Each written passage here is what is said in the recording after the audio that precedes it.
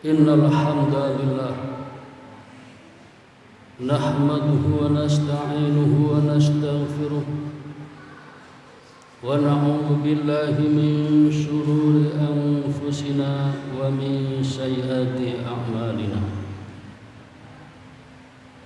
Man yahdihillahu fala mudilla lahu wa man yudlil fala hadiya lahu. أشهد أن لا إله إلا الله وحده لا شريك له وأشهد أن محمدا عبده ورسوله فأصلي وأسلم على محمد وعلى آله وأصحابه أجمعين أما بعد فيا أيها المسلمون أوصيكم ونفسي بتقوى الله فقد فاز المتقون.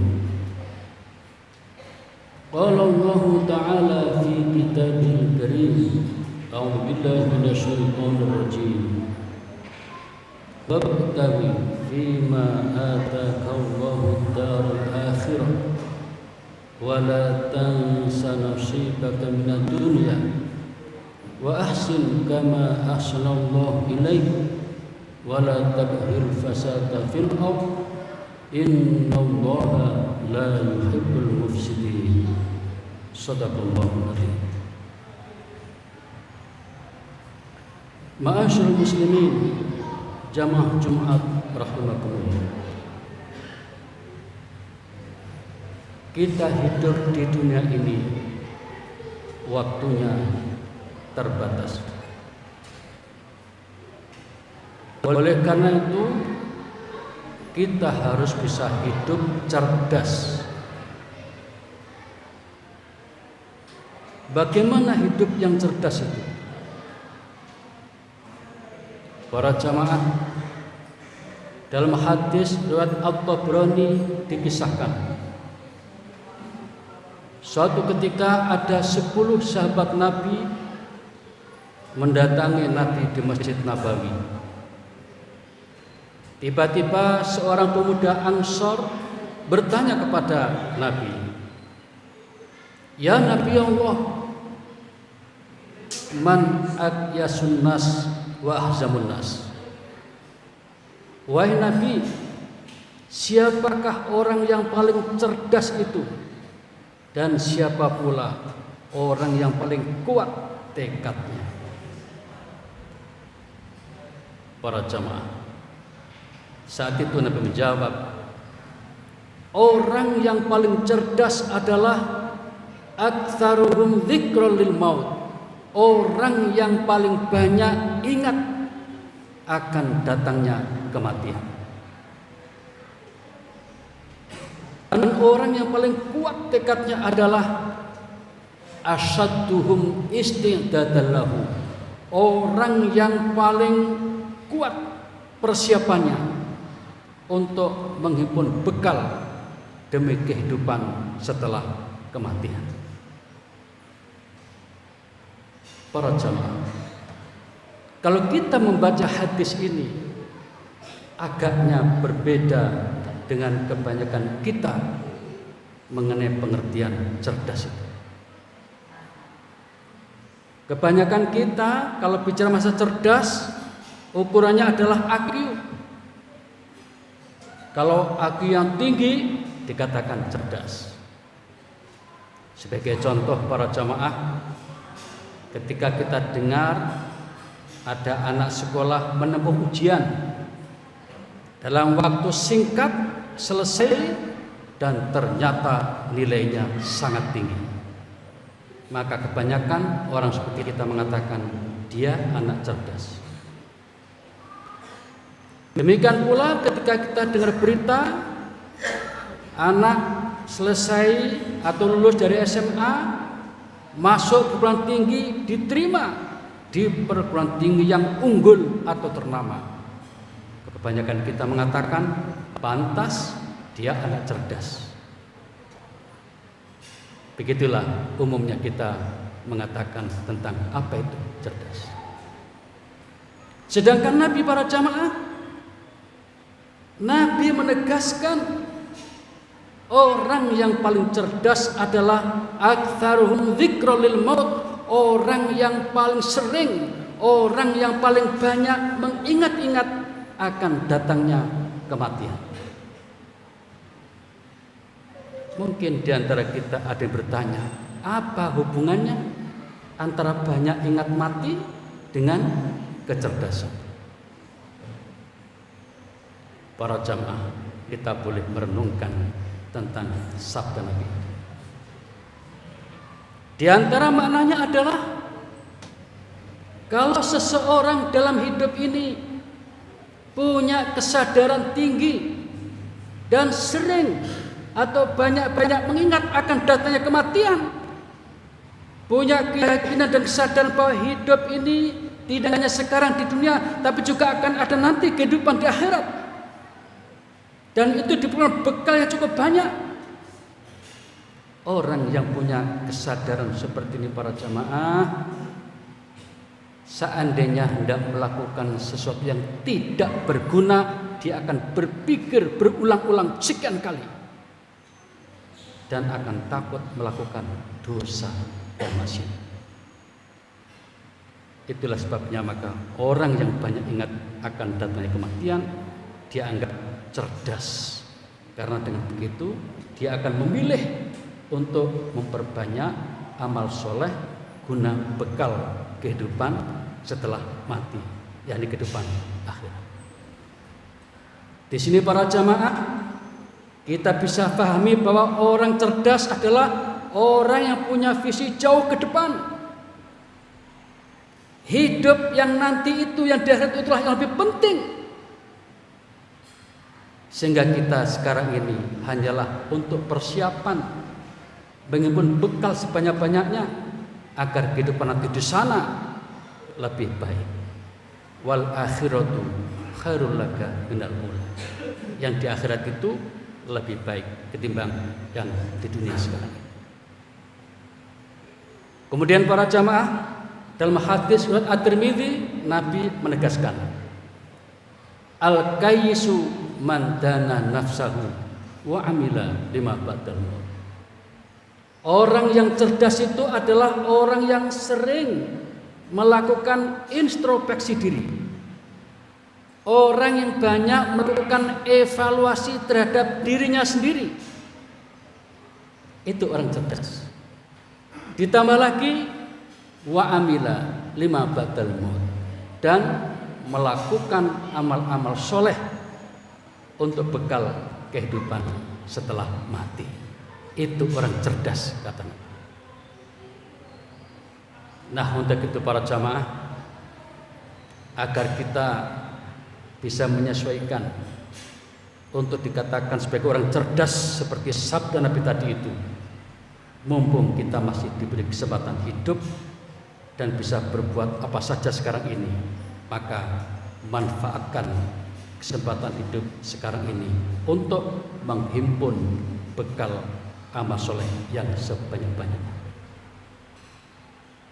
Para jamaah, paling tidak 5 amal yang bisa kita andalkan untuk bekal kehidupan di akhirat nanti. Yang pertama adalah sholatul lail, sholat malam atau sholat tahajud.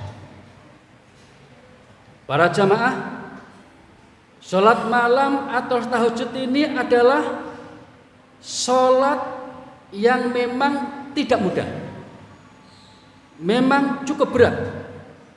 Diperlukan perjuangan yang sungguh-sungguh untuk bisa bangun malam kemudian sholat tahajud.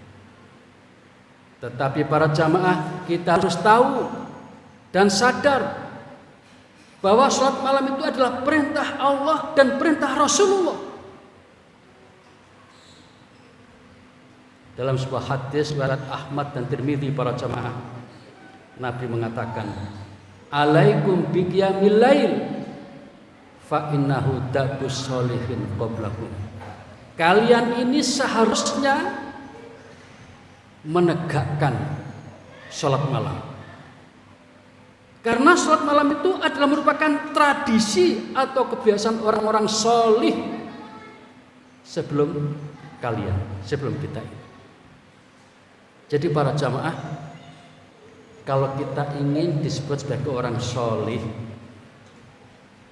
maka seharusnya kita berusaha untuk memantaskan diri, membuat kita pantas, yaitu dengan cara diantaranya membiasakan sholat malam.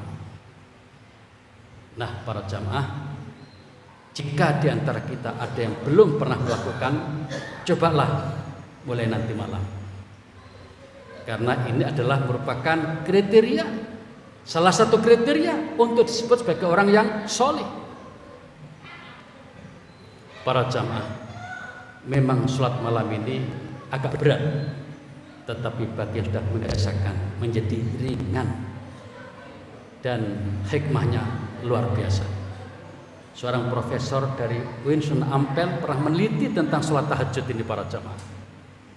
Di antara hasilnya adalah kalau orang terbiasa sholat tahajud, maka akan tumbuh imunitas, kekebalan pada dirinya itu, sehingga tidak gampang terserang penyakit. Ini masalah sholat malam. Untuk itu para jamaah, sholat malam ini perlu kita jadikan kebiasaan kita dan menjadi amal andalan kita untuk kehidupan nanti di akhirat. Yang kedua para jamaah, berpuasa. Berpuasa adalah salah satu amalan yang sangat penting dalam kehidupan kita sekarang ini, di dunia ini. Banyak ilmuwan meneliti tentang hikmah puasa ini. Di antaranya adalah seorang ilmuwan dari Jepang yang bernama Yoshinori Ohsumi. Beliau pernah mendapatkan penghargaan Nobel di bidang kedokteran tahun 2016. Beliau mengatakan bahwa ketika orang berpuasa itu adalah mengosongkan perut. Ketika perut lagi kosong para jamaah, kata beliau, maka sel-sel yang masih hidup akan kelaparan. Dan ketika sel-sel lapar, dia akan memakan sel-sel yang lemah atau rusak. Sehingga sel-sel yang lemah, yang rusak ada pada tubuh kita ini dimakan, dihabisi oleh sel-sel yang sehat itu. Itu ketika orang berpuasa. Dan pada saat orang berpuasa ini, kata Ohsumi, maka akan menumbuhkan nutrisi yang namanya autogisom. Yang dengan itu kemudian akan melakukan bersih-bersih pada tubuh kita ini, terutama terhadap sel-sel yang rusak yang bisa membahayakan tubuh manusia. Sehingga dengan demikian para jamaah, kalau orang terbiasa puasa akan semakin sehat. Demikian kata Ohsumi. Nah, beliau mengatakan puasa ini adalah antara 8 jam hingga 16 jam. Ini menunjukkan betapa pentingnya puasa ini. Dan ini bermanfaat bagi kehidupan kita di dunia ini dan di akhirat. Kata Nabi, asyamu junnatun minar. Puasa bisa menjadi perisai, menjadi tameng dari neraka. Artinya apa para jamaah? Ketika seseorang berpuasa dengan baik, dengan tulus, ikhlas, maka besok di hari kiamat, di akhirat, dia tidak akan tersentuh oleh api neraka. Itu tinggi nilainya tentang puasa. Untuk itu iman para jamaah jika kita tidak membiasakan puasa. Selain puasa yang wajib Ramadan, kita puasa sunnah seperti Senin, Kamis dan lain-lain. Yang ketiga para jamaah, qiraatul Quran. Membaca Al-Quran. Ini juga merupakan amal yang sangat penting yang perlu kita jadikan andalan dalam kehidupan kita sehari-hari. Dalam hadis Sahih Al-Bukhari para jamaah, Nabi pernah memerintahkan Iqra'il Quran fi syahrin. Bacalah Al-Quran hingga khatam dalam 1 bulan. Artinya apa para jamaah? Untuk baca Al-Quran mulai Al-Fatihah, Al-Baqarah, Al-Imran dan terus sampai An-Nas, itu namanya khatam. Ini sedapat mungkin bisa diselesaikan 1 kali dalam 1 bulan. Jadi khatam Quran itu idealnya 1 kali setiap bulan. Ini perintah Nabi para jamaah. Nah, bagi kita mungkin yang belum bisa, mulailah dari selembar dulu, lalu 2 lembar, akhirnya bisa 20 lembar dalam 1 hari, itu 1 juz. Kalau 1 hari bisa 1 juz, maka 1 bulan bisa 30 juz. Akhirnya Al-Quran yang 30 juz dapat kita khatamkan dalam 1 bulan. Para jamaah, membaca Al-Quran itu penting. Nabi bahkan pernah menyatakan dalam hadis Sahih Muslim, Iqra'ul Quran fa innahu ya'ti yaumul qiyamati syafi'an li ashabi. Bacalah Al-Quran itu. Besok pada hari kiamat Al-Quran akan menjadi pembela, penolong kita dengan izin Allah pada hari kiamat. Sungguh beruntung bagi orang yang suka membaca Al-Quran. Yang keempat, para jamaah, bersedekah. Bersedekah juga amalan sangat penting yang perlu kita biasakan. Sebab dalam Al-Quran surat Al-Munafikun ayat 10 Allah mengingatkan kita, besok pada hari kiamat banyak orang-orang yang merengek, menangis, menyesal karena di dunia tidak sempat atau tidak menyempatkan bersedekah. Allah berfirman bahwa besok di akhirat orang-orang yang tidak bersedekah itu akan menangis dengan ungkapan, Rabbi laula akhartani ila ajalin qarib fa asaddaqa wa akum minasholihin. Wahai Tuhan, tolong berikan aku kesempatan lagi untuk hidup sebentar saja, akan aku gunakan untuk sedekah ya Allah, agar aku menjadi orang yang saleh. Tetapi para jamaah, itu sudah kaset, tidak mungkin lagi Allah memberikan kesempatan. Untuk itu para jamaah, mumpung kita masih ada waktu, biasakan untuk bersedekah dengan melalui berbagai cara yang bisa kita lakukan.